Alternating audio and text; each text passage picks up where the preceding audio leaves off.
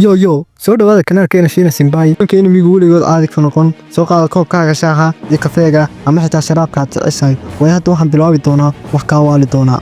Riyaaso inaad rabto qof inaad u sheegato jacayl. Nolol kastoo ka jirta ay isku bedesho hal mar dhagax. Riyaaso inaad soo toosto kumanaan sano kadib adigoo kaligaa dunida dhex maraya. Dhex soodana magaaladaadii oo burburtay. Dadka aad haysan oo haddana aad ogtahay inaad tahay rajada keliya ee aadanaha haystaan. Tikradana Diyaarstone meesha cilmigu noqdo halka ugu weyn ee lagu badbaadin karo bini'aadamka. Waa safar dheer oo u dhexeeya sayniska iyo saaxiibtinimada iyo dagaal nolosha lagu soo celinayo.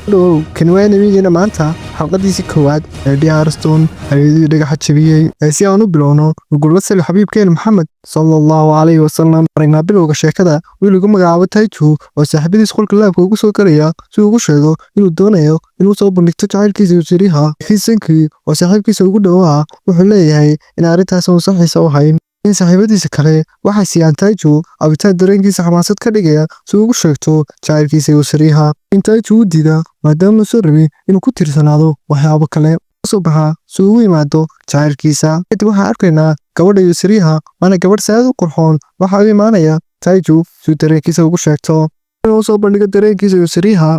Inuu dareenkiisa u sheegto waxaa dunida oo dhan qabsanaya iftiin cagaaran. Too keenta in dadka oo dhan caruur, rag, dumar iyo xitaa xayawaankiiba dhagax noqdaan. Midaasna waa arrin waaliya sidee ku dhacday mid ayba aniga isweydiinaya ogaan haddaynu la sii falgalno Diyaarstone. Dib Taichu wuxuu arkaa isagoo nool wuxuu isleeyahay waa noolaan doonaa ilaa lagu sheego Yusriha jacaylkayga kaliya xasuus xusaysa gabadhu jeclaa Yusriha. Kadib waxaanu arkaynaa dunida gebigiisu isbedeshay oo wada kay noqotay. Midaasna waa cajiib ayaa dhaafa kumanaan sano kadib ayaanu aragnaa Taichu oo dhagaxa kuna soo daacayso dibadyo biyo ah taa uga soo toosa dhagaxaha wuuna ka burburayaa dhagaxii meeshii banaanka uga soo baxay. Waxaynu arkaynaa inuu la yaaban yahay dunidu si isku bedeshay. Dib wuxuu bilaabay inuu raaco webiga si uu raadiyo jacaylkiisa Yusriha. Jidka ku sii jiray wuxuu xasuustaa xiriiradii fiicnaa ay soo wada qaateen Yusriha. Wuxuu ka helaa agagaarka iskuulka waxayna ag joogtaa geedoyin. Waxay ku noqotaa yaab inuu arko iyadoo weynaba qabtaa. Asagoo ag jooga ayuu isku dayaa inuu soo dhawaado geedka qoraal ku qoran waxaana ku qoran webiga soo raaca. Webiga markuu soo raaco wuxuu kula kulmaa Senku oo sidiisoo kale ugu soo noqday bini'aadamtinimadii. Markuu Taichu arka wuxuu ku odhanayaa ugu dambeyn waa soo kacday. Taichu arrinka la yaab lahaa inuu saaxiibkii marka la arko wuxuuna ku soo boodaa Senku. Intuu xanaaqo ayuu odhanayaa iga fog keenan ku tidine nawaalaya armiro inuu iska dilo miyaanu ogeyn inuu labadoo keliya saarayn oona la rabo inay iskaashadaan.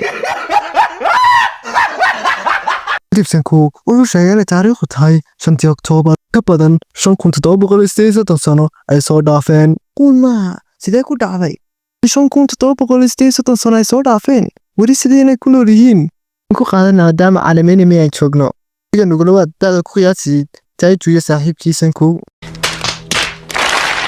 inaan markaa soo dhaafno. Senku inoo sheegaya in intaas oo dhan soo tirinahay birbiqsi kasta iyo sikin kastaba. Dib Senku Taichu soo kaxaynaya wuxuuna keenaa gurigu dhistay. Senku Taichu la yaabaya midaas sidee ku dhistay oo ku odhanaya Senku inay midaan saar tahay hadafkiisuna intan ka weeyahay inuu dib u dhiso ilbaxnimadii aadanaha. Taasina waxay u baahan tahay ciidan xoogan. Markaan ogaaday in Taichu nooshahay aad baan u farxay.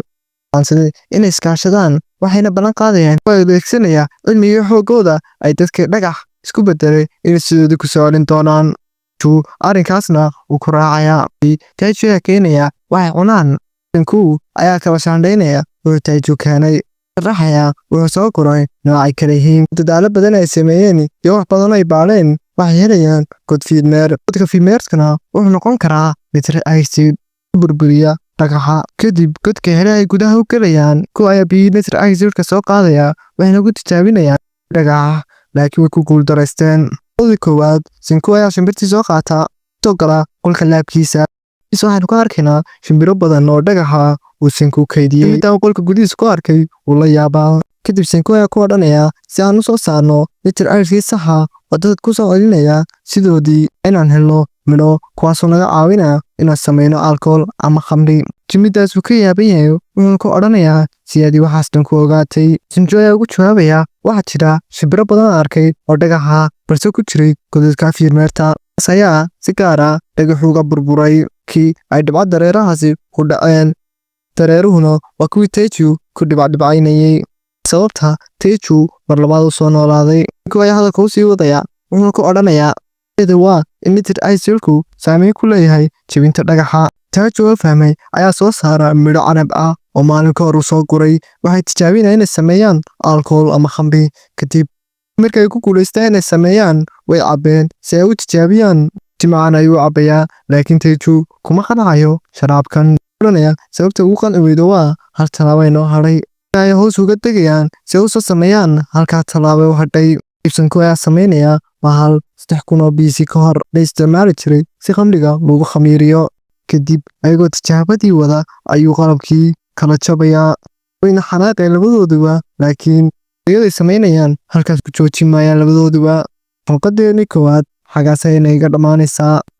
Safarka bilowga cajiibka safarka sayniska iyo saaxiibtinimada laakiin tani waa bilowga keliya. Waxaa dhici doona xoogga iyo cilmigu markay isku dhacaan. Isagii qaybaha xiga haddii aad ku raaxaysatay xalqadan like saar subscribe na dheh oo nala soo si aan u jabino dhagaxu waqtigu keenay. Simbaya waxaan leeyahay xalqad dambe inoo badan ah.